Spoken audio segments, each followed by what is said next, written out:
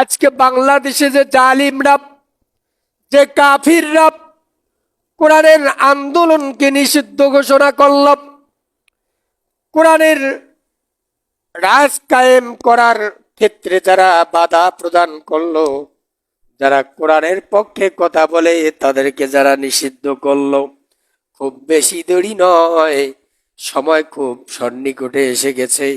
তাদের ব্যাপারে এই কোরআনের সৈনিকরা আল্লাহর হিম্মত বুকে নিয়ে, আল্লাহর সাহস বুকে নিয়ে, আল্লাহর ওপরে তাওয়াক্কা করে খুব শীঘ্রই এই জালিমদের বিরুদ্ধে যুদ্ধ ঘোষণা করবে। খুব শীঘ্রই, বেশি দেরি নয়, এটা হতে পারে খুব শীঘ্রই যুদ্ধ ঘোষণা হবে। সকলকে ক্ষমা করা হলেও কিছু জালিম আছে, এদেরকে ক্ষমা করা হবে না।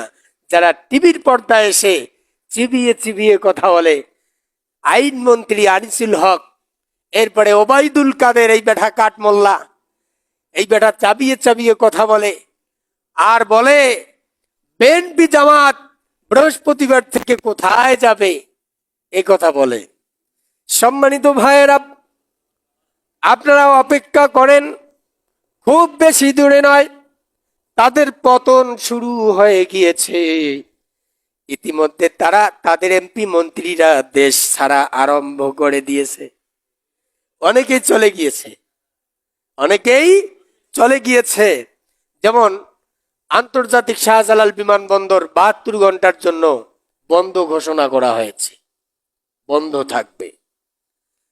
আল্লামা সাইদি একটা কথা বলেছিলেন, যারা মুসল্লিদেরকে ধরতেছ, কোরআনের সৈনিকদেরকে ধরে ধরে জেলে নিয়ে পিটাচ্ছ, নিরপরাধ লোকদেরকে যারা ফাঁসি দিচ্ছ, সময় আসবে গর্ত খুঁজে পাবা না নিজেকে আত্মগোপন করে থাকার জন্য, তোমরা ইন্দুরের গর্ত পর্যন্ত খুঁজে পাবা না, সে সময় এসে গেছে। কি একখান লোক ছিলেন আল্লাহ তাআলা, কি একটা লোক আমাদের মাঝে দিয়েছিলেন, যে কথাগুলো বলে গিয়েছেন আজকে হাড়ে হাড়ে সে কথাগুলো হয়ে যাচ্ছে, সে কাজগুলো হচ্ছে, ইতিপূর্বে হয়েছে, বর্তমান হয়েই চলছে। আল্লাহ তাআলা তেনার কবরখানাকে নূরে মুনাওয়ার বানিয়ে দিন। জোরে বলেন আমিন, আওয়াজ তুলে বলুন আমিন।